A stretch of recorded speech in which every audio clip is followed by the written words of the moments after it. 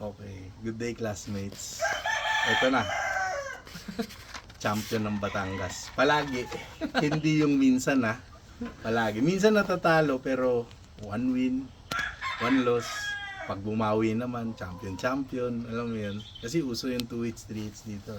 Tapos Brother Edison Meneses, proud ako kasi isa sa mga totoong nagtiwala ng metal products natin. So, binisita natin yung humble niya na manukan. Akin na ipapakita ko sa kanila.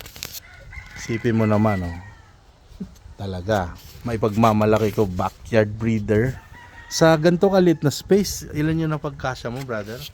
Ilan TP to? Sa TP? 22. 22. Grabe, oh. Grabe. Parang sobrang maparaan dahil sa passion natin maglaban ng manok. So ngayon, gusto ko lang siyang makuha yung honest lang na experience mo sa pagtiwala mo sa paggamit mo ng mga products natin. So ayan na. Ikaw nang bala magsabi ng totoo. Brother, ano experience mo doon? Well, sa experience, ang pinaka madami ko talaga nagamit yung yung Apex, yung drop. Yup, pointing drops natin Oo, yun. yung drop. Okay. Ayos. May instance kasi na manok ako na ulong-sulong. Yung ilalaban ko bukas, di matutuloy. Sobrang haba ng keeping, sobrang haba ng Oo. Pero Hindi yung basta manok, hindi natutuloy. basta, hindi Hindi bumaba nag-off. ang performance, hindi nag-off. Oh, yun. Tama. Kasi natural yun eh. Yung Apex pointing drops natin, natural naman kasi talaga yun.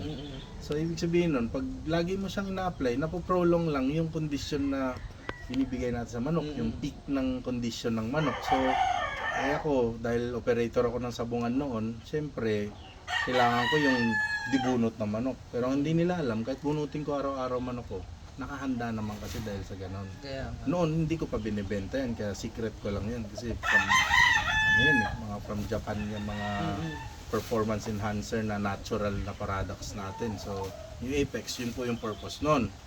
So, na-experience mo na hindi nag-off kahit hindi na... nag-off. Tsaka yun nga, katulad ng nakwento ko sa inyo, kahapon nasa sabungan kami.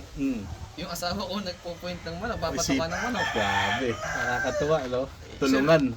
Pero bago ko umalis, naka na yung patuka, naka-ready Program na. Ibibigay na lang niya. Tama. Hindi naman, same performance. Alam mo yung manok, kanina, hindi, Oh, pagka day of fight bukas, hindi pa rin umiinom. Hindi Tama. naman nagbago.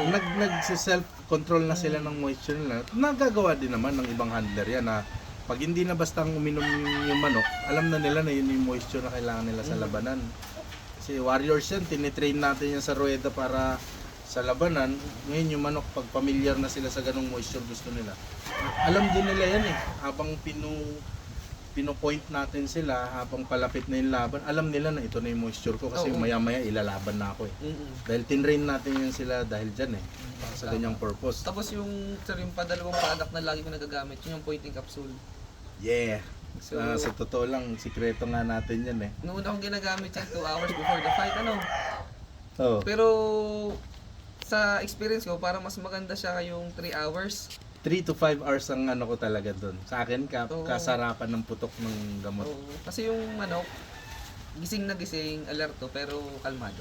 Yeah. Ay, ibig sabihin nun, para sa akin, dahil breeder din naman tayo kahit papano, hindi nasisira yung plano natin sa breeding dahil kung intention natin i-breed yung manok na maging matalino, maging maangat, kung ano ang dinidikta mong bloodline na tinimpla mo, yun ang itatrabaho ng manok.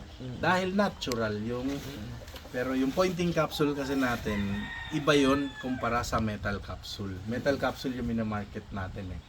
Pero yung pointing, dahil naging kaibigan kita, nagsishare na ako sa mismo kong personal kong gamit.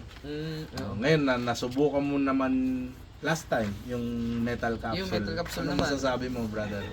Yan yung pinakahuli kong nagamit. Oo. Yun yung nilaban ko nung isang araw.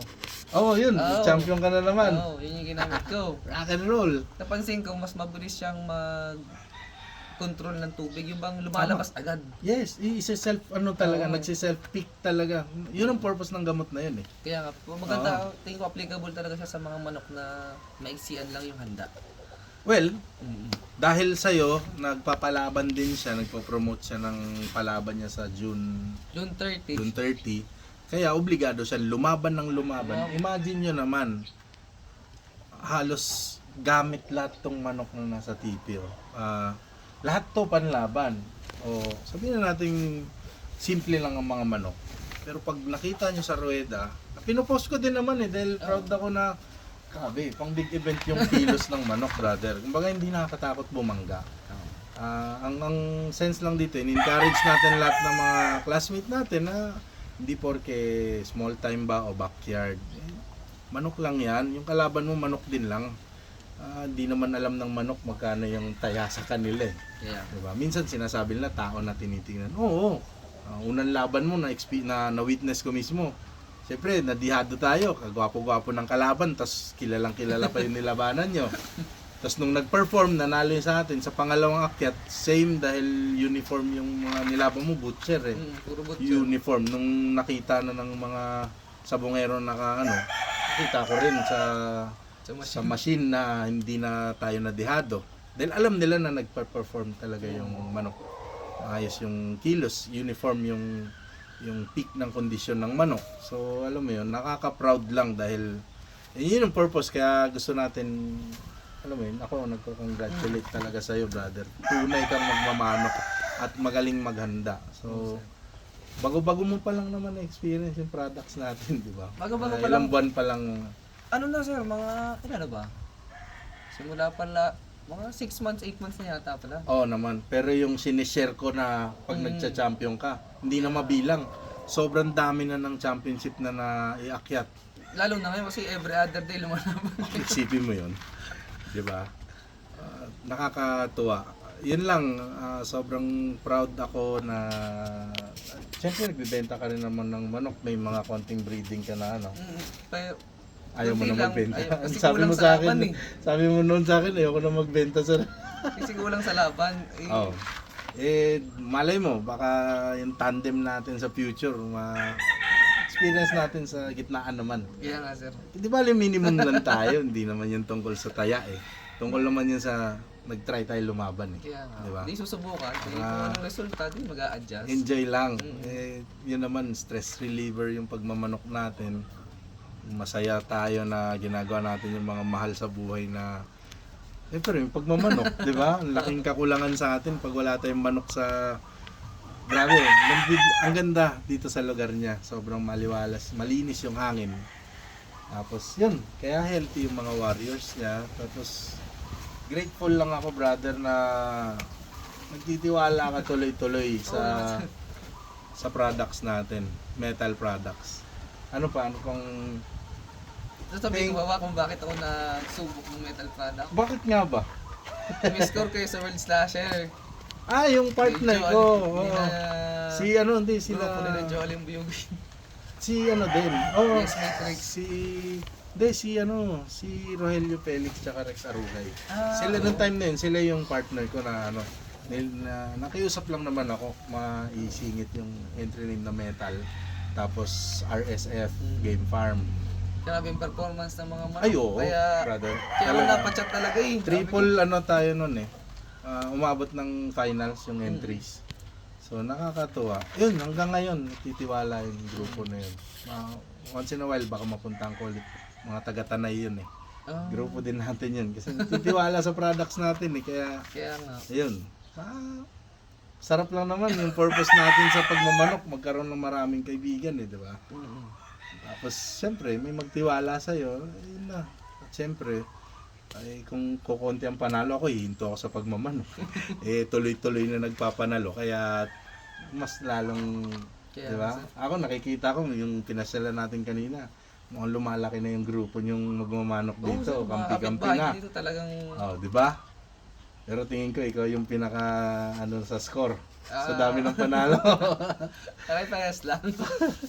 Diba? At least makikita natin. Yung performance, pinaka number 1 na basehan. Nakakatuwa lang kasi nakikita ko talaga na marami ka pang matidevelop along Kasi the ang way dami sa nyo naman naturo sa akin, experiences. O share lang. Kahit naman sino, basta may nag-chat o nagtanong sa akin, re-replyan ko para lang makashare. Hindi ako dahil para gusto kong bumenta. Kasi kahit naman hindi ako bumenta, gamit ko yung sarili kong product sa sarili kong laban eh. Tama. So sa may nagtitiwala, ready ako tumulong. 'Di ba? Ganun lang naman. Kaya nakakatuwa, may bago kang kaibigan na magtitiwala sa iyo, tapos biglang nagpapanalo, nagpe-perform ng yung ina-expect mong Kaya- performance sa manok. Matibay sa laban, yun yung pinaka number 1 doon. Yan sir, nung sabi mo pupunta ka dito, nahiya ako. Hindi. Kayo mismo pupunta Ano dito. lang tayo, ano mo naman tayo eh, pangkanto lang tayo eh. Rock and roll lang eh, 'di ba? So, ngayon may susubukan tayo, lalaban tayo, katandem natin sila paring Rico. Gamit yung mga asil. Mga asil crosses. Abangan nyo sa mga hindi nakakanood, mga harang kami din. So, yun lang. Ayos, maraming salamat brother. Thank you so much sa tiwala. Marami pang champion. Rock and roll.